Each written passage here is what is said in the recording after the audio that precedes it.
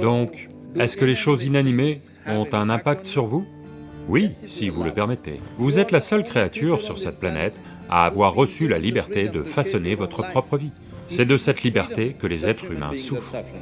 Comme porte-bonheur, tu la mets dans ta poche et elle est à ton doigt, ils vont penser que tu es...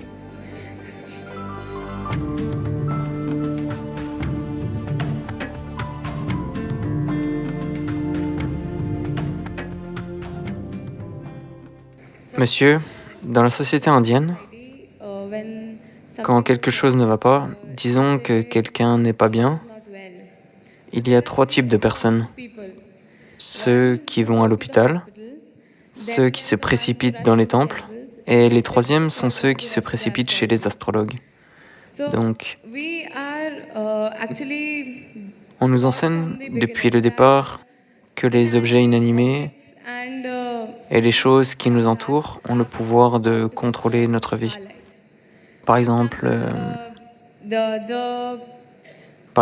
ma mère, il y a 2 ou 3 ans, m'a dit de porter une bague avec une pierre précieuse. Je la porte encore parce que, bien sûr, c'est ce que maman a dit.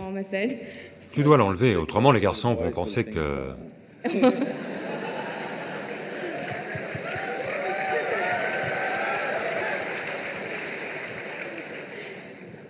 Comme porte-bonheur, tu la gardes dans ta poche. Si elle est à ton doigt, ils vont penser que tu es... Voyez, la vie humaine est faite de telle manière, en particulier la vie humaine. Pour tous les animaux, la nature a fixé un chemin bien défini, ce qu'ils peuvent faire, ce qu'ils ne peuvent pas faire. Leur vie a lieu entre 2 lignes. Ils ne peuvent pas passer en dessous, ils ne peuvent pas passer au-dessus. Ils vivent entre les deux. C'est pour ça qu'ils ont l'air tellement sûrs et confiants, et qu'ils sont tranquilles. Une fois que leur estomac est plein, ils sont tous tranquilles, vous avez remarqué? Allô? Est-ce que vous me parlez ou pas? Avez-vous remarqué, tous les animaux, une fois que leur estomac est plein, ils sont paisibles. Mais les êtres humains pensent, ou on leur enseigne, que la paix est le but ultime de la vie. Un buffle, avec l'estomac plein, il s'assoit paisiblement, et pour vous, c'est le but ultime, quelle honte! Ce qu'un buffle peut faire avec un estomac plein d'herbe ou autre, vous le considérez comme le but ultime. N'est-ce pas une honte, je vous le demande? Mais c'est ainsi que c'est enseigné, que la paix est le but ultime de votre vie. Mais pour en venir à quelque chose de plus fondamental, si vous n'êtes pas en paix aujourd'hui, pouvez-vous apprécier votre dîner aujourd'hui? Non. Pouvez-vous juste apprécier de marcher dans la rue? Pouvez-vous apprécier la compagnie des quelques personnes qui vous entourent? Non. Si vous n'êtes pas extatique, vous devez au moins être en paix pour apprécier quoi que ce soit dans votre vie. Donc je vous le demande, est-ce que ça doit être la première étape dans votre vie ou la dernière étape dans votre vie? De telles personnes ne feront que reposer en paix. Maintenant, est-ce que d'autres choses ont une influence sur nous, en particulier les objets inanimés? Les pierres précieuses et les diamants, et les choses comme ça, et aussi les planètes? Voyez, la nature de la planète a une certaine influence sur la vie qui s'y trouve. Vous verrez que les jours de pleine lune et de nouvelle lune, beaucoup d'animaux se comportent de façon particulière, simplement parce qu'ils sont influencés par elle. Vous savez que l'océan tout entier s'élève. Quand l'océan, qui fait des millions et des millions de tonnes d'eau, arrive à s'élever, et que 72% de votre corps est fait d'eau, vous pensez qu'elle ne va pas s'élever du tout? Elle le fait. Donc, je ne sais pas si vous êtes conscient, mais en Inde, la plupart des gens le sont. Pas seulement en Inde, partout où il y a des asiles psychiatriques et autres, ils en sont conscients. Les jours de pleine lune et de nouvelle lune, les gens sont exagérément perturbés au niveau mental. Donc les gens pensent que la nouvelle lune et la pleine lune provoquent la folie. Non, ce n'est pas vrai. Si vous êtes très aimant, le jour de la pleine lune, vous allez devenir plus aimant. Si vous êtes très joyeux, à la pleine lune, vous allez devenir plus joyeux. Si vous êtes un peu fou, vous allez devenir un peu plus fou. Quelle que soit votre qualité, elle est un peu exacerbée ce jour-là. Donc, ceux qui sont romantiques, ils veulent la pleine lune. Ceux qui veulent méditer, ils veulent la pleine lune. Ceux qui sont un peu fous, ils ne veulent pas de la pleine lune. Essentiellement, elle exacerbe un peu les choses. Bien sûr, aujourd'hui, il y a un autre genre de science des manuels scolaires qui accourent, qui n'observent rien à part ce qui se passe en laboratoire. Ces gens n'arrêtent pas de dire que c'est n'importe quoi et ci et ça.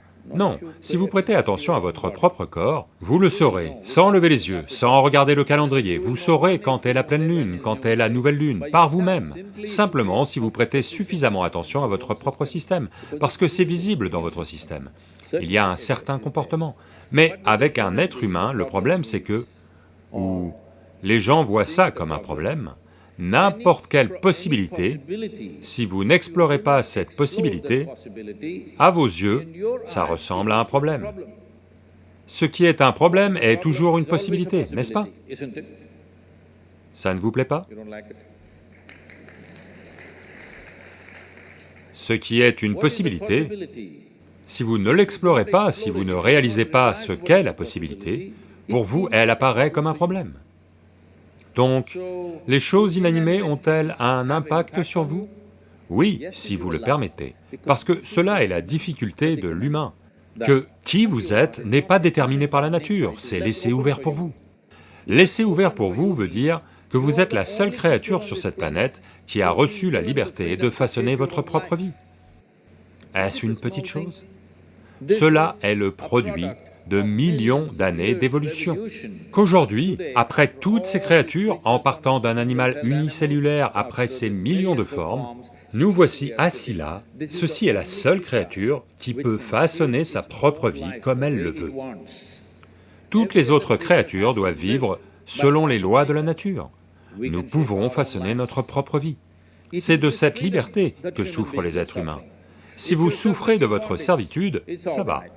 Si vous souffrez de votre liberté, vous êtes un désastre, n'est-ce pas?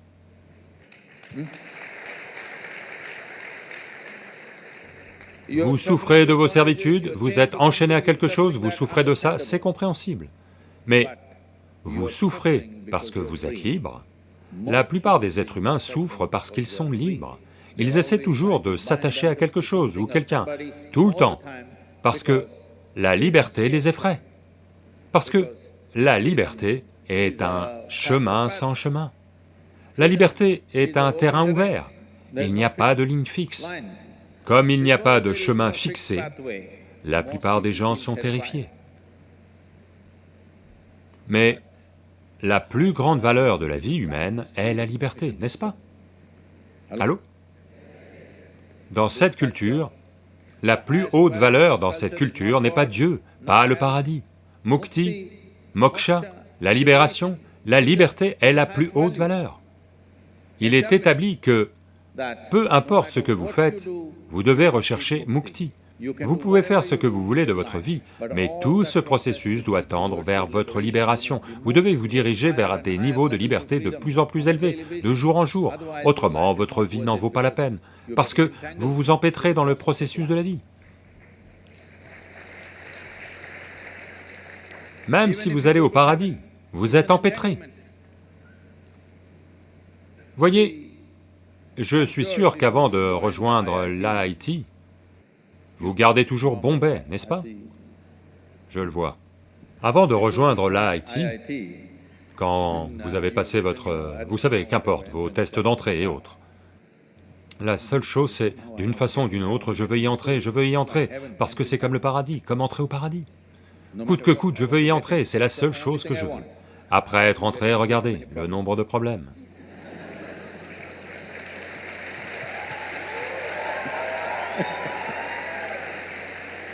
Je vous pose une question simple. Étant sur cette planète, avez-vous la moindre preuve que vous n'êtes pas déjà au paradis et en train de tout gâcher? Avez-vous la moindre preuve? Supposons que vous avez décollé de ce système solaire, et que vous l'observez d'en haut, ces 12 ou 14 planètes et satellites et rouages, la planète Terre ressemble-t-elle définitivement à un corps paradisiaque parmi tout ceci? Oui ou non? Donc vous êtes déjà au paradis et en train d'en faire un gâchis, et maintenant vous voulez aller dans un autre paradis. Cette culture ne valorise pas le paradis, ne valorise pas Dieu, ne valorise que la liberté. Nous voulons même être libérés de la création et du Créateur. Mukti, moksha est la valeur ultime, parce que cela n'est pas une valeur philosophique, ce n'est pas une valeur religieuse, c'est une chose à laquelle toute vie aspire. La seule chose, c'est que la plupart des êtres humains sont myopes et la désirent donc par étapes. Voyez, quoi que ce soit que les gens recherchent, s'ils n'ont rien, ils vont dire, si je reçois 100 roupies par jour, Shiva, c'est tout ce que je veux. C'est ça la prière. 100 roupies tombent. 100 roupies, bien, bien, bien. 3 jours, 100 roupies, bien. Le 4e jour, seulement 100 roupies, Shiva? Où est ton problème? Es-tu si mesquin? Au moins 1000 roupies par jour. Ok, un billet de 1000 roupies. Est-ce qu'il est encore en circulation, le billet de 1000 roupies? Non, non, d'accord, 2000 roupies arrivent.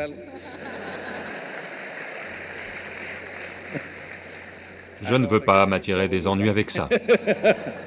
D'où est-ce que 1000 roupies arrivent pour Sadhguru? D'où est-ce qu'il a ça?